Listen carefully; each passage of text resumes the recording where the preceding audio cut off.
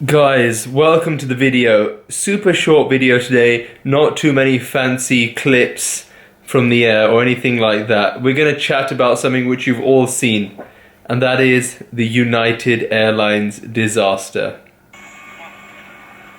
So you've probably all seen that really quite troubling clip. I thought I would give my opinion on it because you know what? Why not? Number one, guys, when you run a business, you have got to put your customers first. United, I'm just a guy with a YouTube channel, but what are you thinking?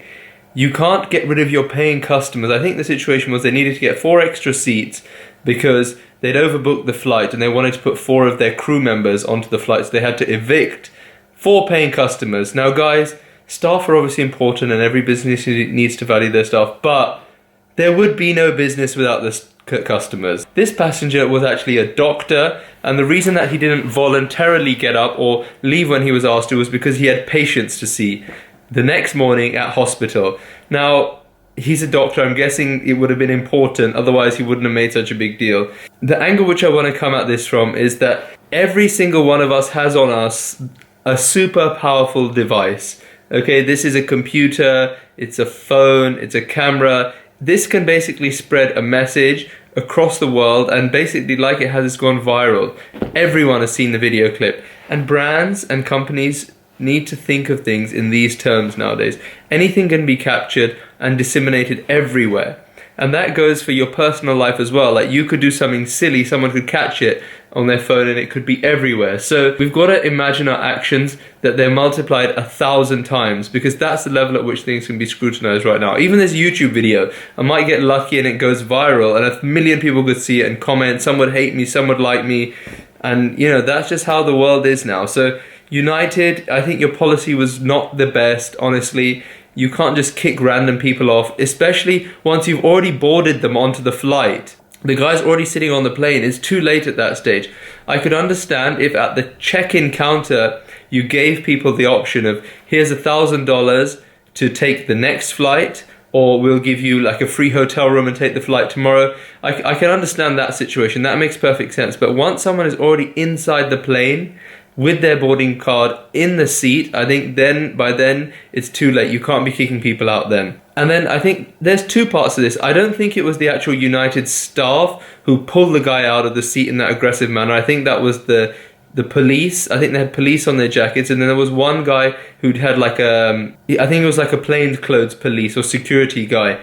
And I think these guys are the guys who really took it to the next level. United already messed up with their policy. I totally think that was like the root, but these guys got way too physical from my point of view. Even if the guy said rudely that he didn't want to get up, no one deserves to be physically injured or abused or made to bleed in that way. You can always talk to people, I think, you know, unless they're like on some drugs or some substances and maybe they need some gentle, whatever it is, restraint. That's a different issue. This guy wasn't on drugs or drunk or anything like that.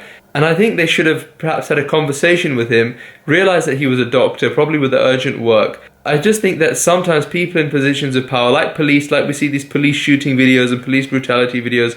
I'm not trying to have a go at like police, because obviously they do protect us and whatever it is they do. That's a whole nother debate I do not want to get into.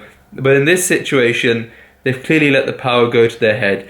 And they should see that in the seat, the armrests lift up. You can't just pull someone from the window seat and expect him to come. Forcing, and he wasn't like a 20-year-old guy. He was, you know, I would say in his 40s or 50s. I'm sorry, I'm not trying to judge his age, but what I'm saying by that is that, you know, he's an older gentleman. He doesn't probably want to be pulled and abused, and he's not just some kid. He could easily have gotten injured. What if he had a back problem?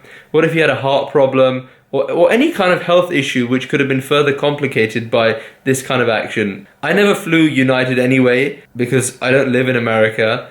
And even when I did live in America, I didn't want to really fly United because I think a lot of these American carriers, they've got kind of a bad reputation. And this really doesn't help that bad reputation. They seem to have very little value for people's feelings, people's individual rights, and just a basic value of life.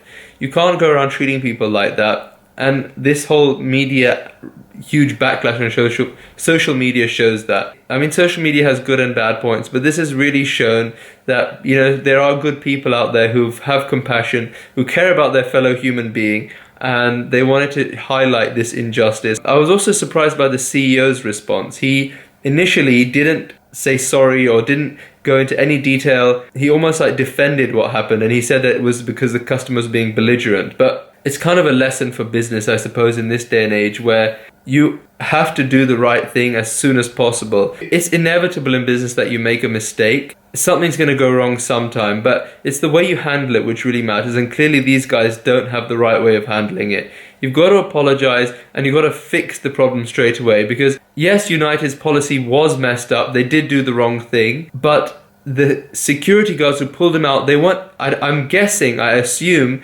generally, because they said police on the uniform, that those people weren't direct United employees. So it is United's fault in a way up to that point. Then the actual physical thing was carried out by those other people. So United could have played that a bit better. But anyway, guys, that's my thoughts. I think talking to people is always better than trying to yank them or hurt them or just do such abrupt things, because it leads to injury, it leads to public outcry, and I don't want to hurt anyone, especially physically, and this guy looked like he was pretty badly hurt. So thanks for watching, guys. Subscribe to the video. Let me know what you think about this whole situation in the comments below.